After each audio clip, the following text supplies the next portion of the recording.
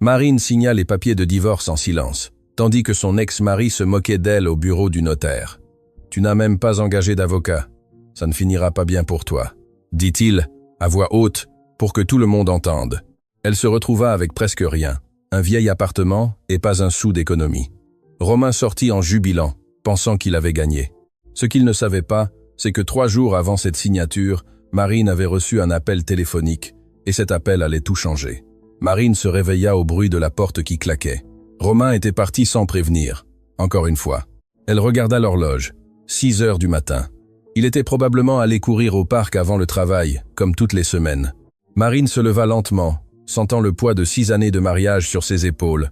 La maison était trop silencieuse, ce silence pesant qu'elle connaissait si bien. Elle se rendit à la cuisine et commença à faire du café. Pendant qu'elle attendait que l'eau bouille, elle regarda le réfrigérateur rempli de rappels et de factures épinglées avec des aimants. Tout était écrit de la main de Romain. Payer l'électricité, compte joint, courses, utiliser la carte commune, ne pas oublier de virer ton salaire. Marine travaillait à mi-temps comme secrétaire dans un cabinet de kinésithérapie. Elle gagnait peu, mais c'était suffisant pour se sentir utile. Le problème était que chaque mois, le jour de la paye, Romain l'attendait chez elle, son téléphone portable à la main. « Tu as déjà fait le virement ?» demandait-il sans même la regarder. « Pas encore », répondait Marine parfois, juste pour voir sa réaction.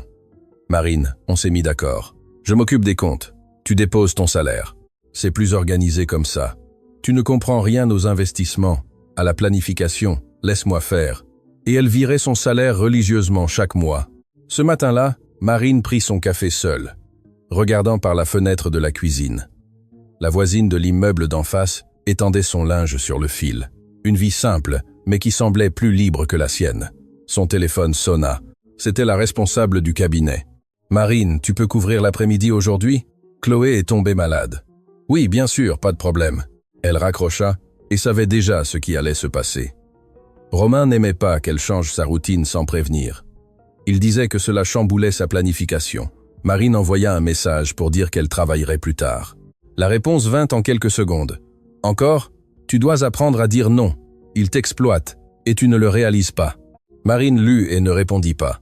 Elle rangea son téléphone et alla prendre sa douche. Quand elle arriva au cabinet, la matinée passa vite. Elle aimait son travail. Organiser les dossiers, recevoir les patients, parler aux gens. Là, elle se sentait vue, utile. À l'heure du déjeuner, elle mangea un sandwich rapide dans la salle de repos et retourna à l'accueil. C'est alors que la porte s'ouvrit et Marine vit une scène à laquelle elle ne s'attendait pas. Romain entra dans le cabinet en costume, avec cette prestance d'avocat important qu'il affichait toujours. Marine sentit son cœur s'accélérer. « Bonjour, qu'est-ce que tu fais ici ?»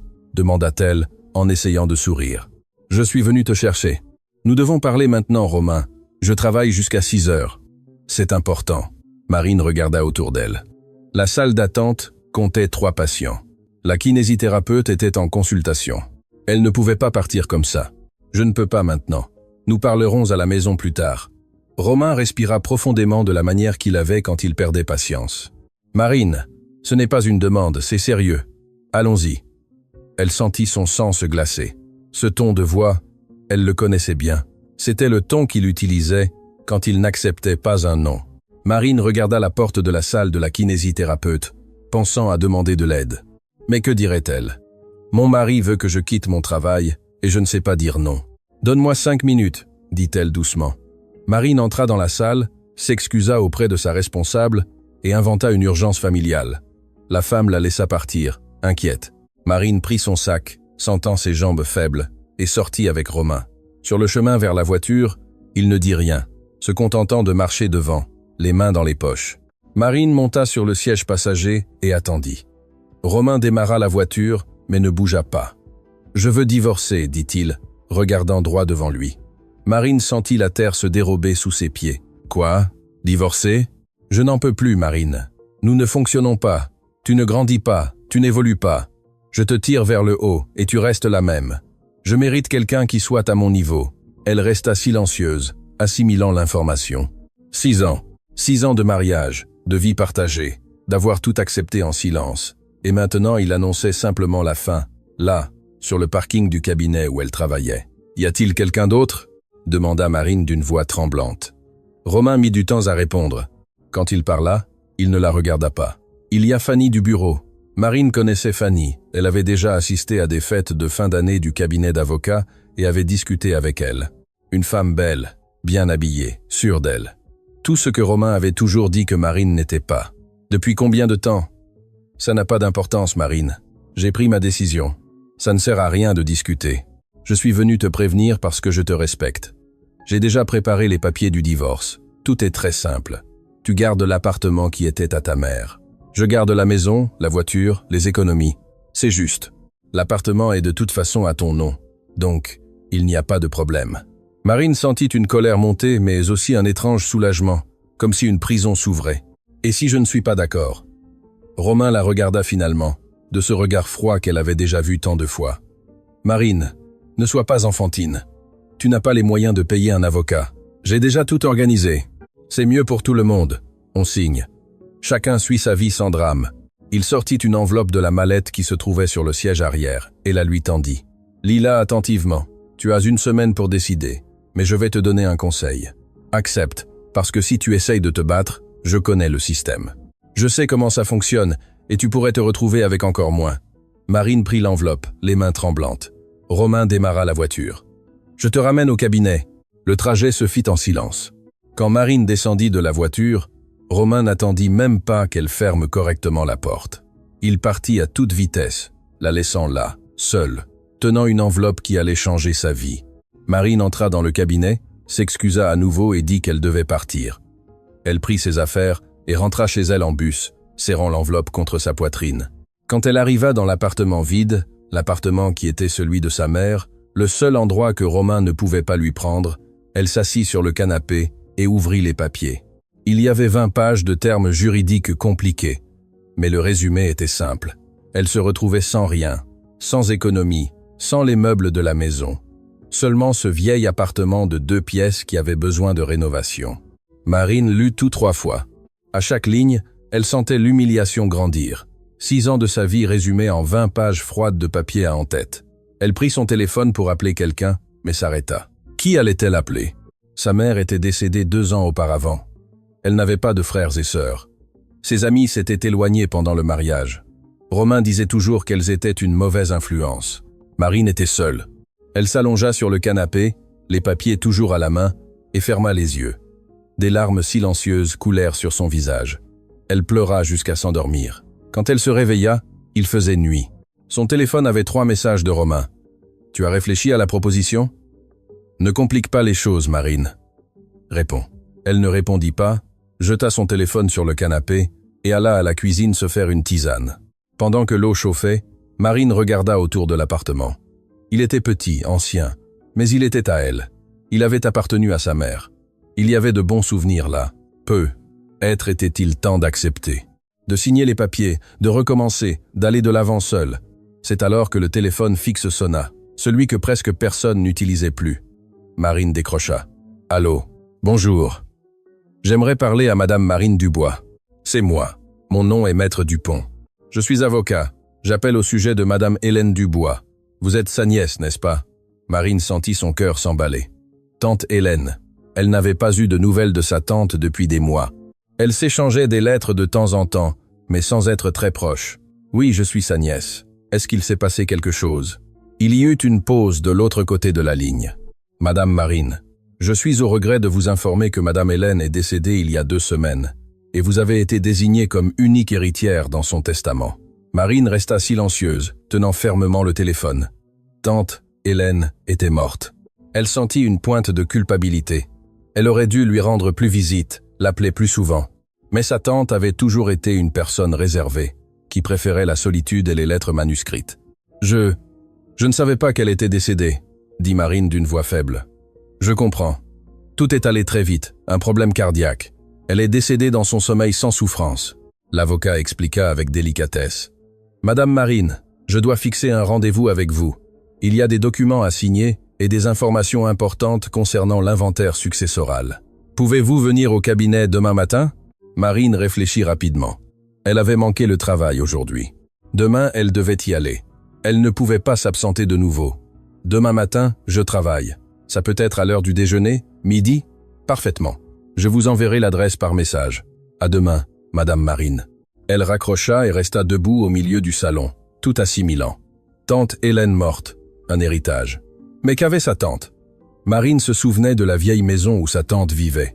Un ancien hôtel particulier, dans un quartier éloigné, être quelques meubles, quelques économies, rien qui changerait sa vie. Son téléphone vibra. C'était Romain de nouveau. J'ai besoin d'une réponse avant vendredi. Ne me fais pas perdre mon temps. Marine respira profondément et tapa. D'accord, je signe. La réponse vint en quelques secondes. Excellente. Je fixe un rendez-vous chez le notaire pour vendredi à 14h. Ne sois pas en retard. Elle jeta son téléphone sur le canapé et retourna dans sa chambre. Elle s'allongea sur le lit et regarda le plafond, sentant le poids de tout. En moins de 12 heures, sa vie avait basculé. Divorce, trahison, décès de sa tante, héritage. Marine s'endormit épuisée, sans même la force de changer de vêtements. Le lendemain matin, elle se leva tôt, prit une douche et alla travailler. Elle arriva avant tout le monde, rangea l'accueil, organisa les dossiers. Elle devait maintenir la routine, garder l'esprit occupé. La responsable arriva vers 9h et appela Marine pour lui parler dans son bureau. « Tout va bien? Hier, tu es parti en courant. »« Désolé, c'était un problème familial, mais c'est réglé. » La femme la regarda avec un air de ne pas y croire tout à fait, mais n'insista pas. « D'accord, quoi que ce soit, tu peux m'en parler, d'accord ?» Marine la remercia et retourna à l'accueil. La journée passa lentement. Chaque fois qu'elle regardait l'horloge, les aiguilles semblaient immobiles. Finalement, midi arriva. « Je vais déjeuner. Je reviens dans 1 heure, » annonça-t-elle, et partit. Le cabinet de l'avocat se trouvait en plein centre-ville, dans un immeuble de bureaux ancien, mais bien entretenu. Marine monta en ascenseur jusqu'au 4e étage et trouva une porte vitrée avec le nom Maître Dupont, cabinet d'avocat. Elle entra. L'accueil était petit et chaleureux. Une secrétaire sympathique la reçut et lui demanda d'attendre. Quelques minutes plus tard, un homme d'une 60aine d'années apparut. Cheveux gris, lunettes, un sourire doux. « Madame Marine, s'il vous plaît, entrez. » Son bureau était rempli de livres et de dossiers. Marine s'assit sur la chaise face au bureau et attendit. Maître Dupont ouvrit un dossier épais et en sortit quelques documents. « Tout d'abord, mes condoléances pour la perte de votre tante. C'était une femme admirable. Merci. Eh bien, je vais être direct, car je sais que vous avez peu de temps. Votre tante Hélène a laissé un testament très clair. Elle n'avait pas d'enfants, pas d'autres parents proches. Vous êtes la seule héritière de tout son patrimoine. » Marine hocha la tête, s'attendant à ce qu'il parle d'une vieille maison et être de quelques économies. Le patrimoine comprend une maison de ville dans le quartier du Marais, 13 locaux commerciaux loués en plein centre-ville, des parts dans 2 entreprises familiales et une usine textile qui appartenait à la famille depuis 3 générations. Marine cligna des yeux confuse. « Excusez-moi, je n'ai pas compris. Quels locaux commerciaux ?» Maître Dupont sourit comme s'il s'attendait à cette réaction. « Votre tante était une femme très discrète. Elle a hérité de ses biens de son père, votre grand-père, et a toujours tout géré seule, en silence. Elle n'a jamais fait étalage de sa richesse. Elle vivait simplement, mais elle avait un patrimoine considérable. » Il tendit une feuille à Marine. C'était un résumé de l'inventaire successoral. Elle lut les chiffres et sentit sa tête tourner. Les 13 locaux commerciaux étaient de grands magasins dans des zones prisées, loués à des chaînes de distribution. L'usine textile avait des contrats avec des marques de vêtements renommées. Les actions valaient des centaines de milliers. « Ceci est exact ?» demanda Marine d'une voix tremblante. « Oui. Et il y a plus.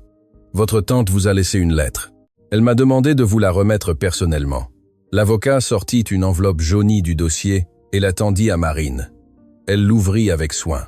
À l'intérieur se trouvait une lettre manuscrite, de l'écriture délicate de tante Hélène. « Chère Marine, si tu lis ceci, c'est que je suis déjà partie. Pardon de ne pas avoir été plus présente dans ta vie. J'ai toujours été une personne solitaire, mais sache que je t'observais de loin. Tes lettres m'apportaient de la joie. Je sais que tu as épousé un homme qui ne te valorise pas. Je sais que tu mènes une petite vie, plus petite que ce que tu mérites. C'est pourquoi je te laisse tout. Ce n'est pas seulement de l'argent, Marine, c'est la liberté. Utilise ce patrimoine pour être heureuse, pour faire les choix que tu n'as jamais pu faire. Et souviens-toi, tu es plus forte que tu ne l'imagines. Avec affection, tante Hélène. » Marine lut la lettre 3 fois, sentant les larmes couler. Sa tante savait, elle avait toujours su. « Combien vaut tout cela ?» demanda Marine en s'essuyant le visage. Maître Dupont feuilleta quelques papiers. Une estimation prudente, environ 8 millions d'euros. Marine sentit qu'elle allait s'évanouir. 8 millions d'euros. Elle qui demandait la permission pour acheter une paire de chaussures. Elle qui virait son salaire entier chaque mois. 8 millions d'euros. Quand cela sera-t-il officialisé? La procédure d'inventaire successoral prend environ 10 jours ouvrables. Tout est très bien organisé. Il n'y aura pas de complications. Je dirais que dans 2 semaines, au maximum, vous pourrez commencer à gérer les biens. Marine fit les calculs dans sa tête. 2 semaines. Le divorce était prévu dans 3 jours. Si elle signait vendredi, dans 2 semaines, elle serait officiellement divorcée. Et l'héritage serait alors entièrement à elle. Totalement à elle. Elle regarda l'avocat et demanda avec prudence. « Maître Dupont, puis-je vous poser une question juridique ?»« Bien sûr. Si je suis en procédure de divorce et que je reçois un héritage après que le divorce soit prononcé, mon ex-mari a-t-il droit à une partie ?» Maître Dupont retira ses lunettes et les essuya avec un mouchoir, pensif. « Non, un héritage est un bien propre. Il n'entre pas dans le partage des biens matrimoniaux. Et si l'héritage est officialisé après que le divorce soit prononcé, votre ex-mari n'a absolument droit à rien. » Marine sentit quelque chose qu'elle n'avait pas ressenti depuis des années. Pouvoir, contrôle, justice silencieuse. Et suis-je obligé de l'informer de l'héritage pendant la procédure de divorce? L'avocat secoua la tête. Non. Tant que l'inventaire n'est pas clôturé, techniquement, vous n'êtes encore propriétaire de rien. Vous n'avez aucune obligation légale de déclarer un héritage qui n'a pas encore été officialisé. Marine se leva, rangea la lettre de sa tante dans son sac et serra la main de Maître Dupont. Merci beaucoup pour ce rendez-vous, pour tout. Pour toute question, je reste à votre disposition. Je vous tiendrai informé de l'avancement de l'inventaire. Marine quitta le cabinet, les jambes tremblantes.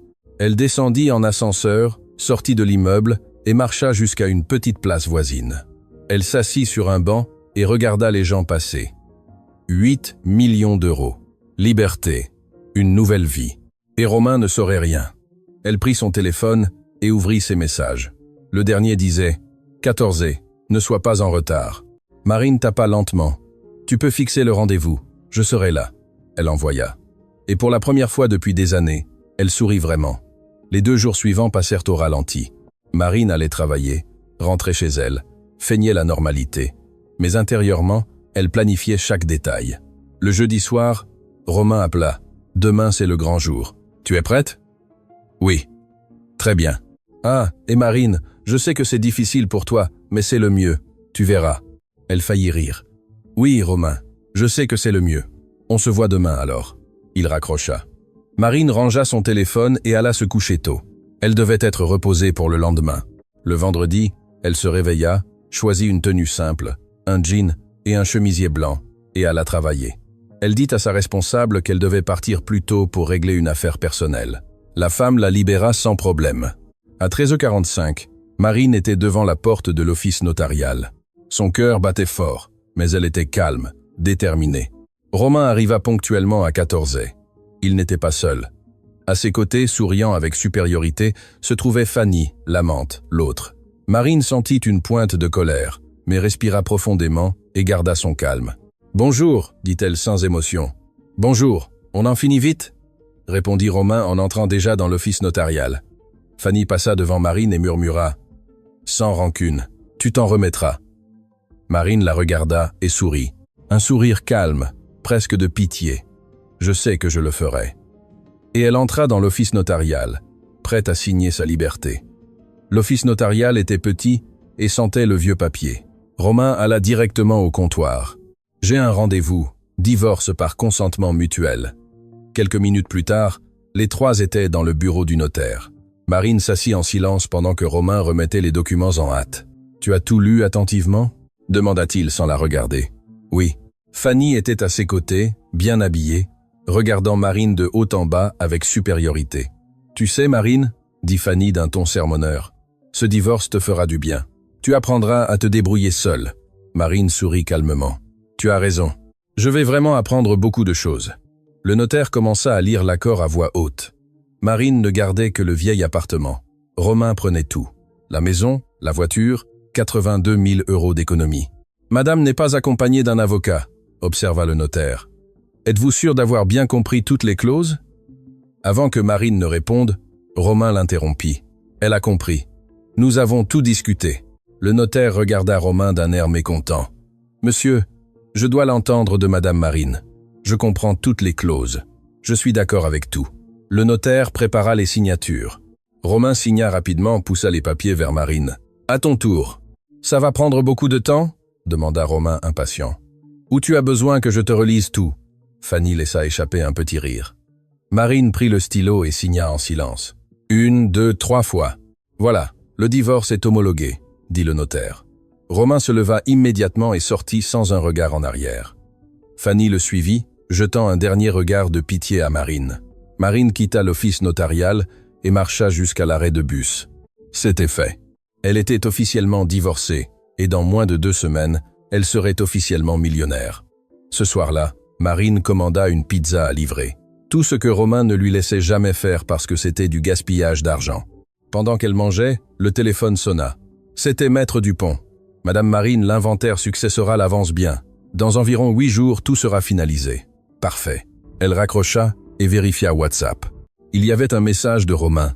C'était plus facile que je ne l'imaginais. « Bonne chance dans ta nouvelle vie. » Marine effaça la conversation, bloqua son numéro et celui de Fanny. Puis elle prit la lettre de tante Hélène et la relut. « Utilise ce patrimoine pour être heureuse, pour faire les choix que tu n'as jamais pu faire. » Marine prit un carnet et écrivit. Choses à faire. 1. Attendre la finalisation de l'inventaire. 2. Visiter l'usine de tante. 3. Apprendre à tout gérer. 4. Vivre. Elle souligna le dernier mot 2 fois. Les jours suivants passèrent au ralenti. Marine continuait d'aller travailler à la clinique, de prendre le bus, de vivre sa routine. Personne ne savait rien. Pour le monde, elle était la même Marine que toujours. Mais intérieurement, tout avait changé. Le 8e jour, Maître Dupont appela « Madame Marine, l'inventaire est finalisé. Tout est à votre nom. Pouvez-vous passer lundi matin pour signer les derniers documents ?» Marine sentit son cœur s'emballer. « Oui, je peux. 9 heures? Parfait. » Le lundi, Marine se leva tôt et se rendit directement au cabinet. Maître Dupont la reçut avec un sourire énorme. « Félicitations, Madame Marine. Officiellement, vous êtes maintenant propriétaire de tout le patrimoine. » Il posa devant elle une pile de documents, des clés, des cartes bancaires. Il y avait tellement de choses que Marine en eut le vertige. « Par quoi voulez-vous commencer, madame ?» Marine regarda ses clés et eut une idée. « Je veux visiter l'usine de ma tante. » Maître Dupont sourit. « Quand voulez-vous y aller ?» Marine regarda l'horloge. « Maintenant. » Et pour la première fois de sa vie, Marine Dubois prit une décision sans demander la permission à personne. L'usine se trouvait dans une zone industrielle, loin du centre. Marine et Maître Dupont s'y rendirent en voiture. Il insista pour l'accompagner lors de sa première visite. Pendant le trajet, il expliqua les bases de l'entreprise. L'usine produit des tissus pour les uniformes scolaires et les entreprises. Elle compte environ 40 employés. Votre tante gérait tout à distance, mais elle avait une gérante de confiance qui s'occupait du quotidien, Madame Colette. Elle travaille là depuis 20 ans. Marine écoutait en silence, essayant de tout absorber. Quand ils arrivèrent, elle vit un grand hangar, peint en blanc, avec un portail bleu et le nom Tissus Hélène, en grandes lettres. Maître Dupont klaxonna et un portier ouvrit le portail. Ils se garèrent près de l'entrée principale. Marine descendit de la voiture et sentit l'odeur de peinture et de tissu dans l'air. C'était une odeur forte, mais pas désagréable. Une femme d'une 50aine d'années apparut à la porte du bureau. Elle était petite, les cheveux courts, teints en châtain, portait des lunettes et avait un sourire doux. « Maître Dupont, que c'est bon de vous voir. »« Madame Colette, voici Madame Marine, la nouvelle propriétaire. » La femme regarda Marine et son sourire s'agrandit encore. « Marine, mon Dieu, comme tu as grandi.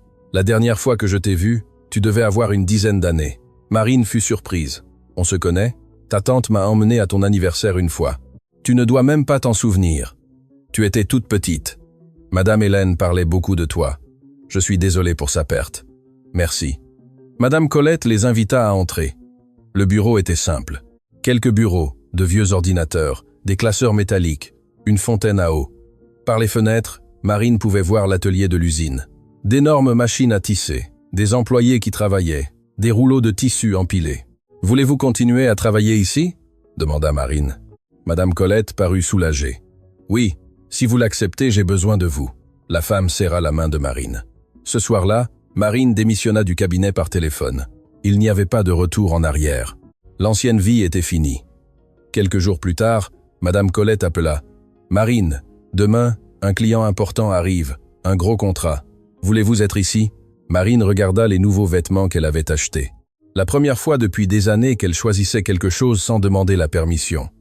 Oui, à quelle heure? 10 heures du matin. Le lendemain matin, le client arriva, un homme en costume qui regarda Marine avec doute. Madame est bien jeune pour être propriétaire d'une usine.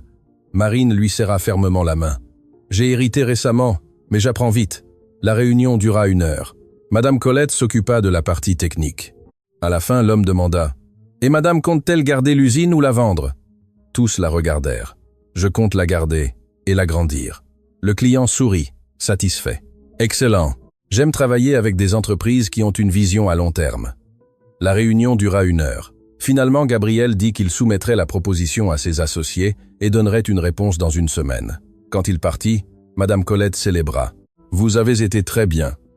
Il vous a aimé. » Marine sourit, ressentant une fierté qu'elle n'avait jamais ressentie auparavant. « Pensez-vous qu'il acceptera? Je pense que oui. Notre proposition est bonne, et vous avez inspiré confiance. » Marine passa le reste de la journée à l'usine, apprenant davantage sur les processus, connaissant mieux les employés.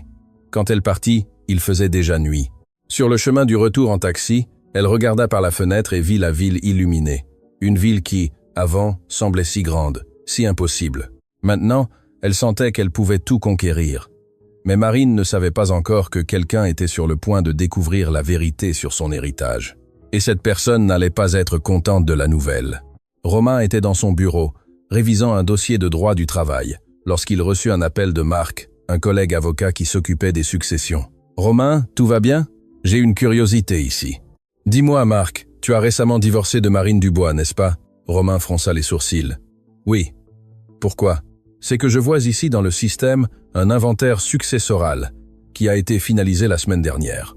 Une certaine Hélène Dubois a laissé un héritage considérable à Marine Dubois. C'est ton ex ? » Romain sentit son sang se glacer. « Héritage ? Quel héritage, mec ? C'est une fortune. Des locaux commerciaux, une usine, des actions. C'est évalué à environ 8 millions d'euros. Facile. » Le téléphone faillit tomber de la main de Romain. 8 millions d'euros. Oui, l'inventaire a été ouvert il y a 2 semaines et clôturé la semaine dernière. Tu ne savais pas ? Romain raccrocha sans répondre. Ses mains tremblaient. Il ouvrit son ordinateur et entra dans le système des registres publics. Il tapa le nom de Marine, et là, tout le patrimoine était enregistré à son nom. Date d'enregistrement, 6 jours après le divorce. Il fit les comptes rapidement. Sa tante était morte avant le divorce. Marine savait. Elle savait, et n'avait rien dit. Romain se leva si vite qu'il fit tomber sa chaise. Quelques collègues le regardèrent effrayés. « Tout va bien ?» demanda un stagiaire. « Hors de ma vue !» cria Romain, prenant son veston et sortant du bureau. Il monta dans sa voiture et se rendit en hâte à l'immeuble où se trouvait le conservatoire des hypothèques. Il devait voir les documents de ses propres yeux. Dans la file d'attente du conservatoire, Romain était rouge, transpirant, nerveux. Quand son tour arriva, il demanda des extraits de tous les biens immobiliers enregistrés au nom de Marine Dubois. L'employé imprima tout. Il y avait 5 pages, 13 locaux commerciaux au centre, un hôtel particulier et l'usine. Romain lut chaque ligne, chaque date, chaque valeur. C'était réel. Marine était millionnaire, et il avait tout perdu. Il retourna à sa voiture et frappa violemment le volant, se blessant la main. La douleur physique n'était rien comparée à la douleur de réaliser qu'il avait été dupé. Romain prit son téléphone et tenta d'appeler Marine, numéro hors service. Elle avait changé de numéro. Il tenta d'envoyer un message sur WhatsApp. Bloqué. Il se rendit à l'ancien appartement où Marine vivait. Il sonna plusieurs fois. Personne ne répondit. Un voisin sortit dans le couloir. « Si vous cherchez la dame qui habitait ici, elle a déménagé il y a 1 semaine. » « Où ? Je ne sais pas. Je sais juste qu'un camion de déménagement est venu et qu'elle est partie. » Romain descendit les escaliers avec l'envie de crier. Elle avait disparu, changé de numéro, d'adresse. Elle avait effacé toutes les traces. Il rentra chez lui, nerveux, la tête lancinante. Fanny était là, allongée sur le canapé, regardant la télévision. « Tu es rentré tôt, il s'est passé quelque chose ?» demanda-t-elle, sans quitter l'écran des yeux. Romain jeta sa mallette par terre. Marine a hérité de 8 millions d'euros. Fanny s'assit aussitôt, éteignant la télévision. « Quoi ? Tu as entendu ? 8 millions d'euros. Sa tante est morte et lui a tout laissé. Et elle n'a rien dit lors du divorce. Elle savait et a fait semblant de n'avoir rien. Fanny resta silencieuse, assimilant. « Mais c'est légal ?»« Oui. L'héritage n'a été officialisé qu'après le divorce. Techniquement, elle n'était pas obligée de le déclarer. Mais tu peux la poursuivre en justice, n'est-ce pas? Demander l'annulation du divorce, quelque chose comme ça. Romain secoua la tête, vaincu. Non, j'ai déjà vérifié. Je ne peux rien faire. Elle a agi dans les règles de la loi. Fanny se leva et commença à faire les 100 pas. 8 millions d'euros. Romain, tu as perdu 8 millions d'euros. Je sais, cria-t-il. Je le sais. Fanny s'arrêta et le regarda avec une expression différente, froide, calculatrice. Et maintenant, qu'est-ce que tu vas faire? Je ne sais pas. Je dois lui parler. Je dois comprendre pourquoi elle a fait ça. Pourquoi elle a fait ça? Fanny rit sans humour. Évident. Conséquence. Tu l'as humiliée, traitée comme une moins que rien pendant des années. Elle n'a fait que te rendre l'appareil.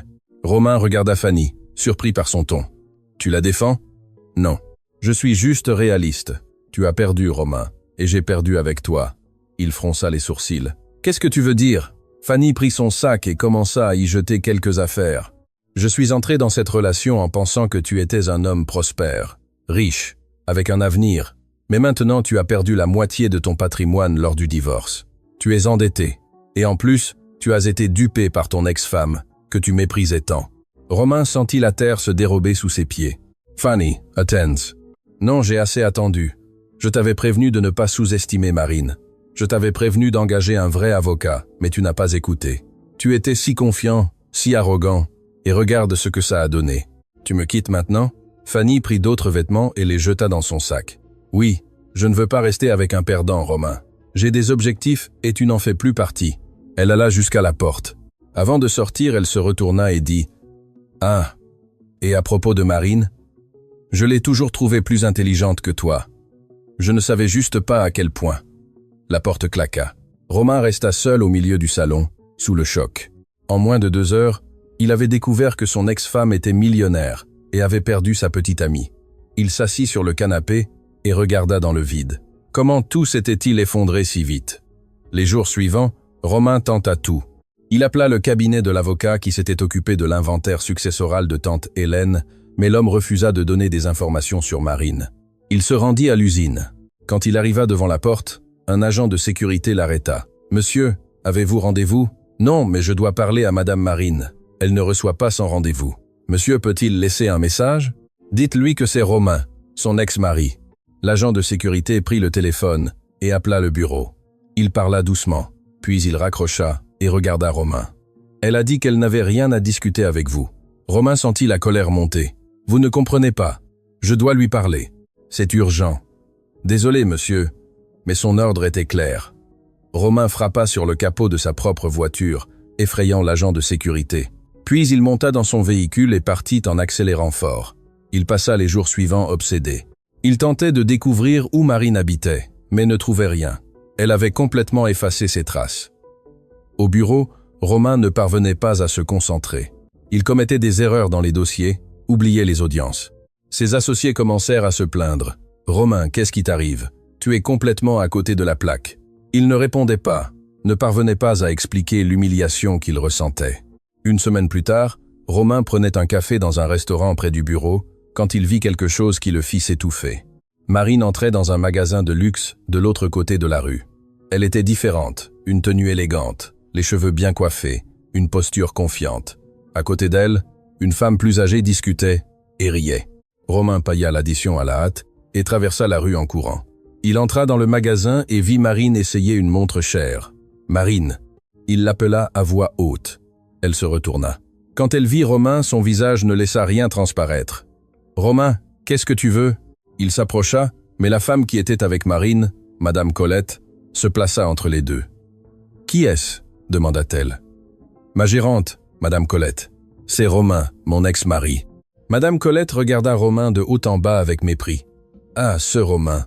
Il ignora la femme et parla directement à Marine. « Nous devons parler maintenant. » Marine reposa la montre sur le comptoir et le regarda dans les yeux. « À propos de quoi? Tu sais très bien de quoi. Tu m'as trompé. Tu as caché l'héritage. » Marine sourit. Un sourire calme, presque amusé. « Je n'ai rien caché. L'héritage n'était pas encore à moi quand nous avons divorcé. Je n'avais aucune obligation de parler de quelque chose qui n'était même pas à moi. C'est malhonnête. C'est de la manipulation. » « Malhonnête ?»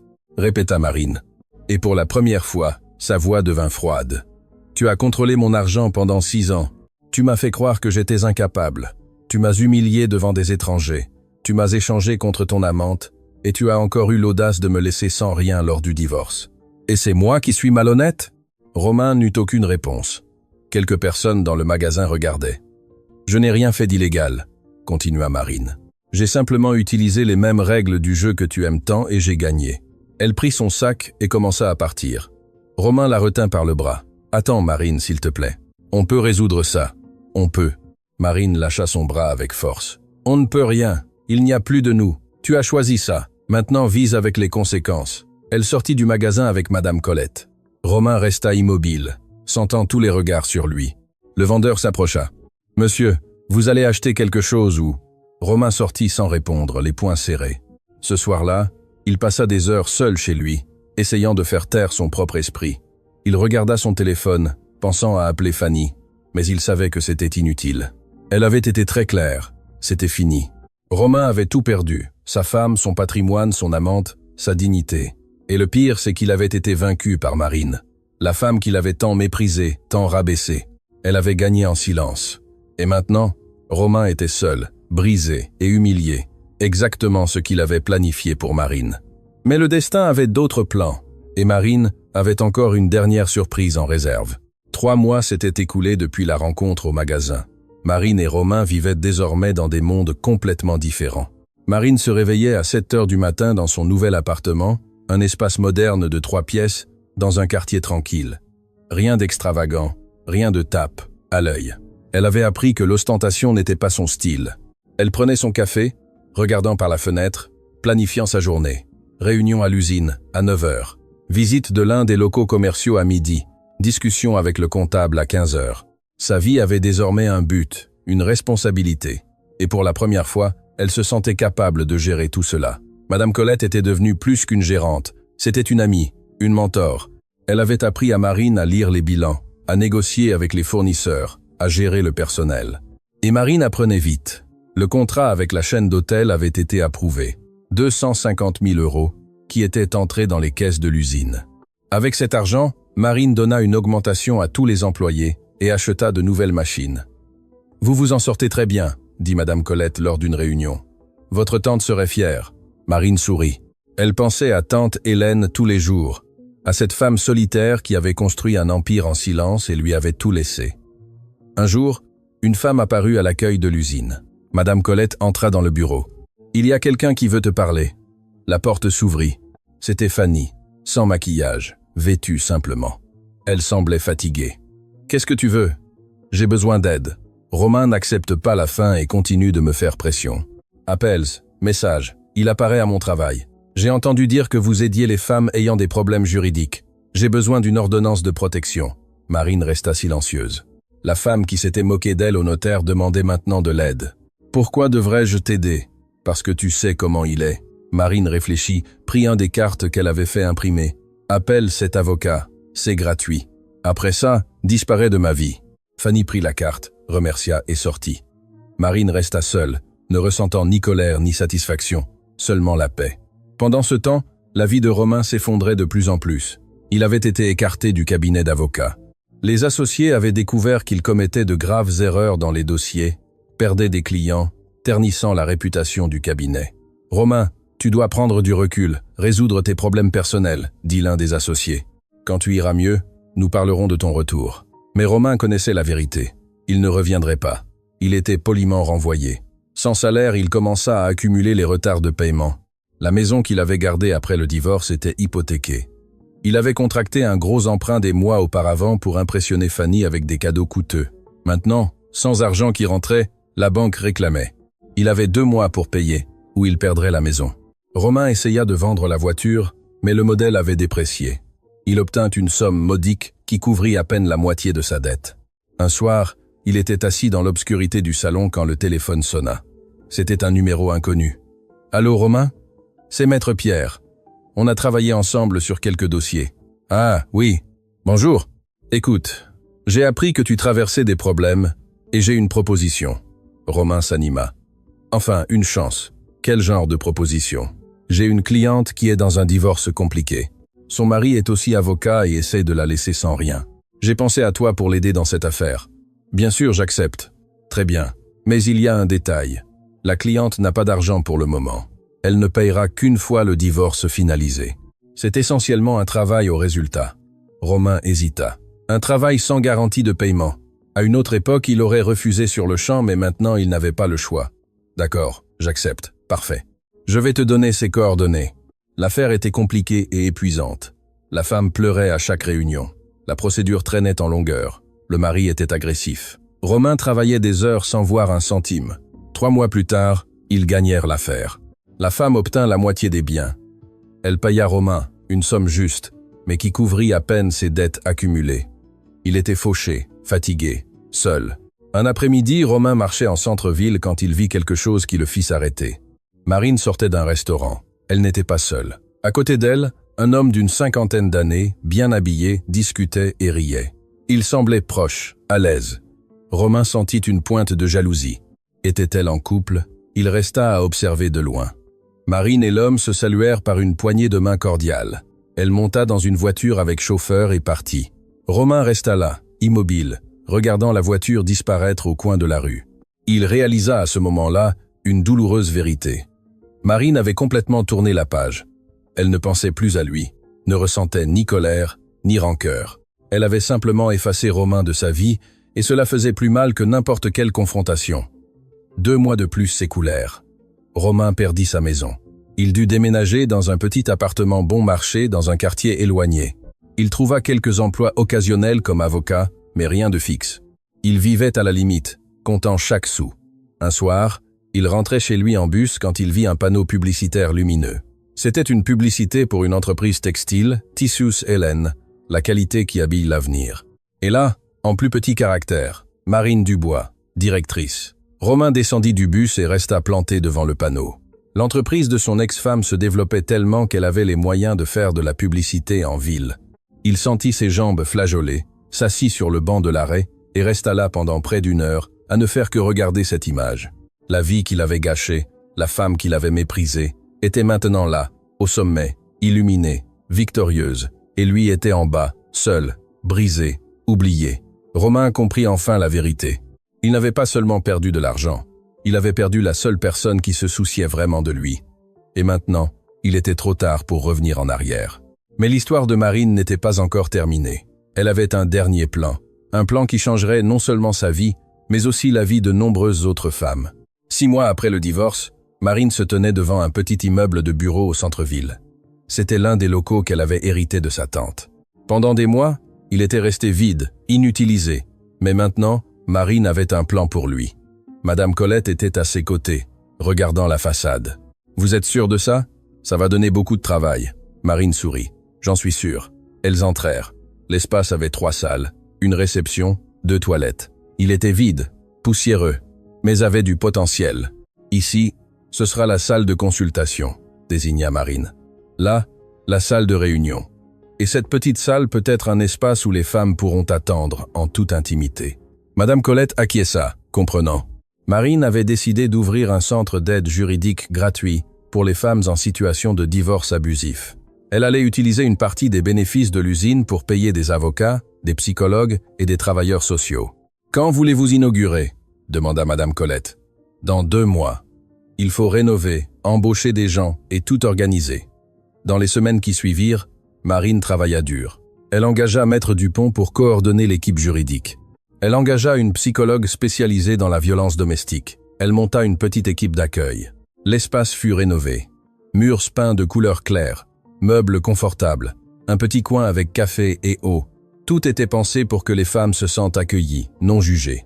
Le jour de l'inauguration, Marine était nerveuse. Elle ne fit pas de fête, n'invita pas la presse, se contentant de publier une petite annonce dans le journal local et dans quelques groupes de quartier.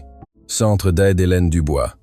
Aide juridique gratuite pour les femmes en procédure de divorce. Sans jugement, avec respect. Le premier jour, 3 femmes se présentèrent.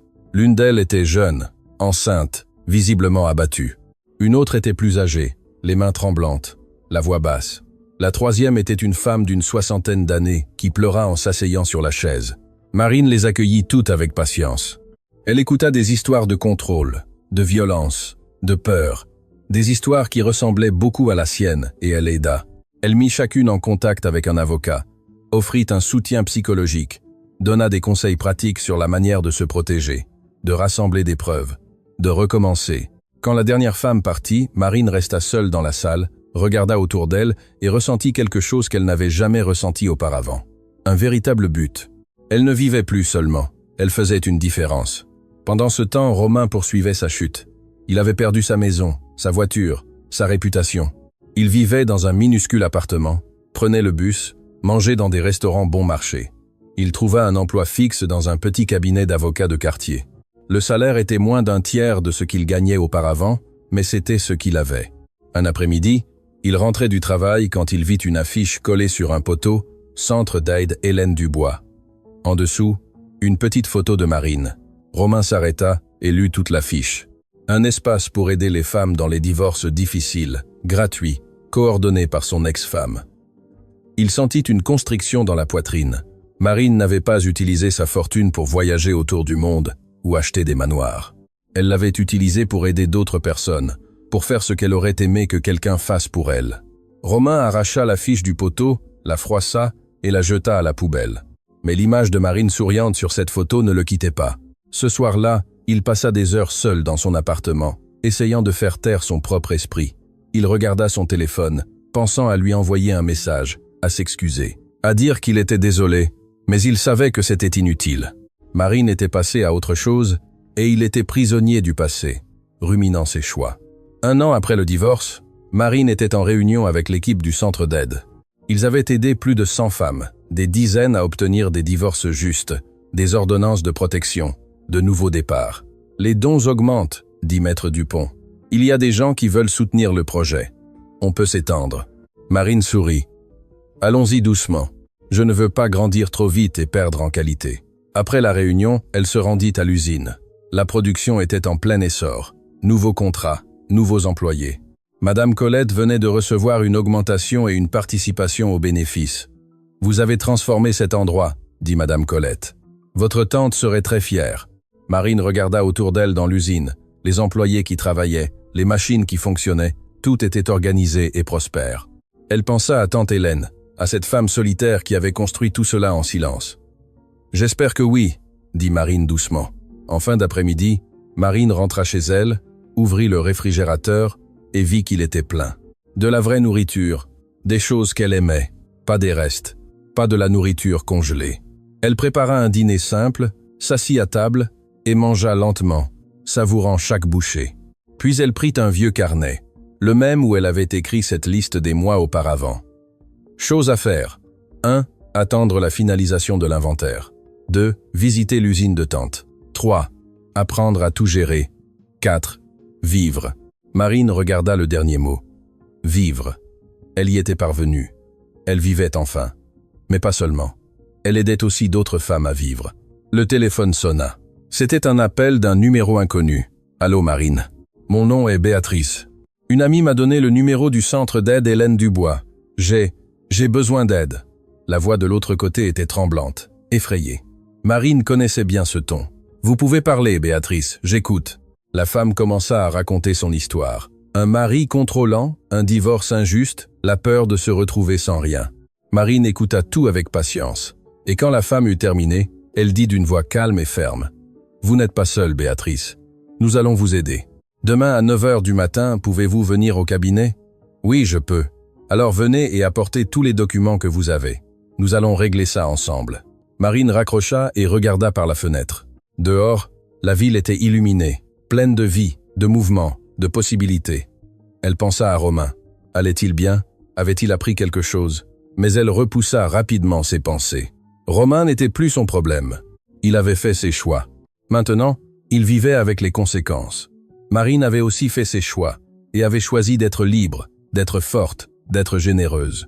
Elle avait choisi de vivre vraiment et ne demanderait plus jamais la permission à personne. Elle pensait qu'elle perdait tout, mais perdre n'était que le début de se trouver elle-même.